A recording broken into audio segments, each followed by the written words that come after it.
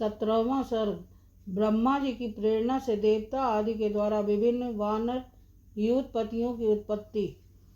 जब भगवान विष्णु महामनस्वी राजा दशरथ के पुत्र भाव को प्राप्त हो गए, तब भगवान ब्रह्मा जी ने संपूर्ण देवताओं से इस प्रकार कहा, देवगण, भगवान विष्णु सत्य प्रतिज्ञ वीर और हम सब लोगों के हितैषी हैं। तुम लोग उनके सहायक रूप से ऐसे पुत्रों की सृष्टि करो जो बलवान, इच्छानुसार रूप धारण करने में समर्थ, माया जानने वाले, शूरवीर, वायु के समान वेगशाली, नीतिज्ञ, बुद्धिमान, विष्णु तुल्य पराक्रमी, किसी से परास्त न होने वाले, तरह तरह के उपायों के जानकार, दिव्य शरीरधारी तथा अमृत भोजी देवताओं के समान सब प्रकार की अस्त्र विद्या के गुणों से संपन्न हो।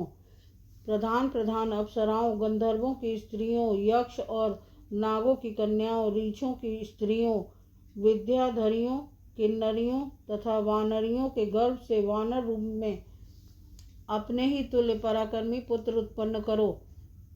मैंने पहले से ही ऋक्षराज जाम्बान की सृष्टि कर रखी है।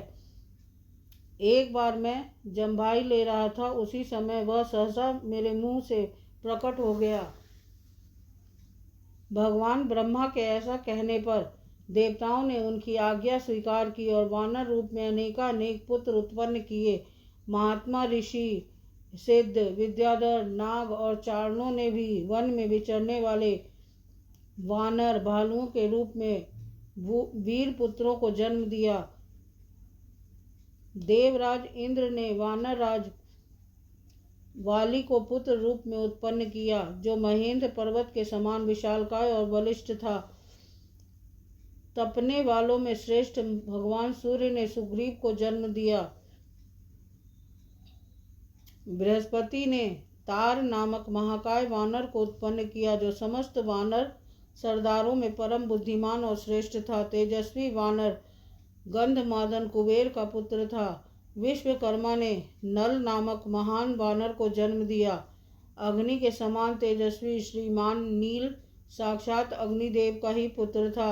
वह पराक्रमी वानर तेज, यश और बल, वीर में सबसे बढ़कर था। रूप वैभव से संपन्न सुंदर रूप वाले दोनों अश्वनी कुमारों ने स्वयं ही मैंद और द्विविद को जन्म दिया था। वरुण ने सुषेण नामक वानर को उत्पन्न किया और महाबली पर्जन्य ने शरभ को जन्म दिया। हनुमान नाम वाले ऐश्वर्यशाली वानर वायु देवता के औरस पुत्र थे। उनका शरीर वज्र के समान सुदृढ़ था। वे तेज चलने में गरुड़ के समान थे। सभी श्रेष्ठ वानरों में वे सबसे अधिक बुद्धिमान और बलवान थे। इस प्रकार कई हजार वानरों की उत्पत्ति हुई। वे सभी रावण का वध करने के लिए उद्यत रहते थे। उनके बल की कोई सीमा नहीं थी। वे वीर, पराक्रमी और इच्छानुसार रूप धारण करने वाले थे। गजराजों और पर्वतों के समान महाकाय तथा महाबली थे। रीछ, बानर तथा गोलांगुल यानी लंगूर जाति के वीर शीघ्र ही उत्पन्न हो गए। जिस देवता का जैसा रूप, वेश और पराक्रम था, उससे उसी के समान पृथक पृथक पुत्र उत्पन्न हुआ। लंगूरों में जो देवता उत्पन्न हुए, वे देवावस्था की अपेक्षा भी बहुत कुछ अधिक पराक्रमी थे। कुछ वानर रीछ जाति की माताओं से तथा कुछ किन्नरियों से उत्पन्न हुए। देवता, महर्षि, गंधर्व, गरुड़, यशस्वी, यक्ष, नाग, किमपुरुष, सिद्ध, विद्याधर तथा सर्प जाति के बहुसंख्यक व्यक्तियों ने अत्यंत हर्ष में भरकर सहस्त्रों पुत्र उत्पन्न किए। देवताओं का गुण गाने वाले वनवासी चारणों ने बहुत से वीर विशालकाय बानर पुत्र उत्पन्न किए। वे सब जंगली फल मूल खाने वाले थे। मुख्य अप्सराओं, विद्याधरियों, नाग कन्याओं तथा गंधर्व पत्नियों के गर्भ से भी इच्छानुसार रूप और बल से युक्त तथा स्वेच्छानुसार सर्वत्र विचरण करने में समर्थ वानर पुत्र उत्पन्न हुए। वे दर्प और बल में सिंह और व्याघ्रों के समान थे।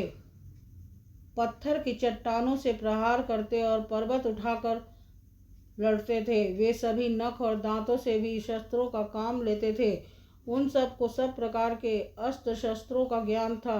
वे पर्वतों को भी हिला सकते थे और स्थिर भाव से खड़े हुए वृक्षों को भी तोड़ डालने की शक्ति रखते थे। अपने वेग से सरिताओं के स्वामी समुद्र को भी क्षुब्ध कर सकते थे। उनमें पैरों से पृथ्वी को विदीर्ण कर डालने की शक्ति भी थी। वे महासागरों को भी लांघ सकते थे। वे चाहे तो आकाश में घुस जाएं, बादलों को हाथों से पकड़ लें और वन में वेग से चलते हुए मतवाले गजराजों को भी बंदी बना लें।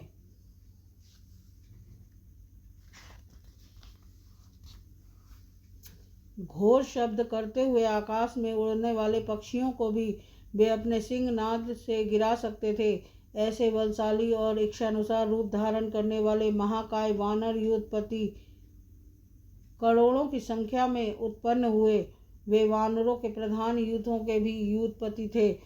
उन युद्धपतियों ने भी ऐसे वीर वानरों को उत्पन्न किया था जो यूथपों से भी श्रेष्ठ थे। वे और ही प्रकार के वानर थे। इन प्राकृत वानरों से विलक्षण थे। उनमें से सहस्त्रों वानर युद्धपति ऋक्षवान पर्वत के शिखरों पर निवास करने लगे। दूसरों ने नाना प्रकार के पर्वतों और जंगलों का आश्रय लिया। इंद्र कुमार बाली और सूर्यनंदन सुग्रीव ये दोनों भाई थे। समस्त वानर युद्धपति उन दोनों भाइयों की सेवा में उपस्थित रहते थे।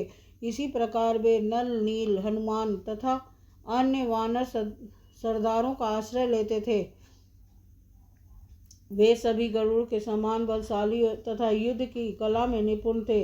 वे वन में विचरते समय सिंह व्याघ्र और बड़े बड़े नाग आदि समस्त वन जंतुओं को रौंद डालते थे। महाबाहु बाली महान बल से संपन्न तथा विशेष पराक्रमी थे। उन्होंने अपने बाहुबल से रीछों लंगूरों तथा अन्य वानरों की रक्षा की थी। उन सब के शरीर और पाथर सूचक लक्षण नाना प्रकार के थे। वे शूरवीर वानर पर्वत वन और समुद्रों सहित समस्त भूमंडल में फैल गए। वे वानर युद्धपति मेघ समूह तथा पर्वत शिखर के समान विशालकाय थे। उनका बल महान था। उनके शरीर और रूप भयंकर थे। भगवान श्री राम की सहायता के लिए प्रकट हुए उन वानर वीरों से यह सारी पृथ्वी भर गई थी। इस प्रकार श्री वाल्मीकि निर्मित आदि रामायण आदि काव्य के बाल कांड में 17वां सर्ग पूरा हुआ। बोल सियापति रामचंद्र की जय।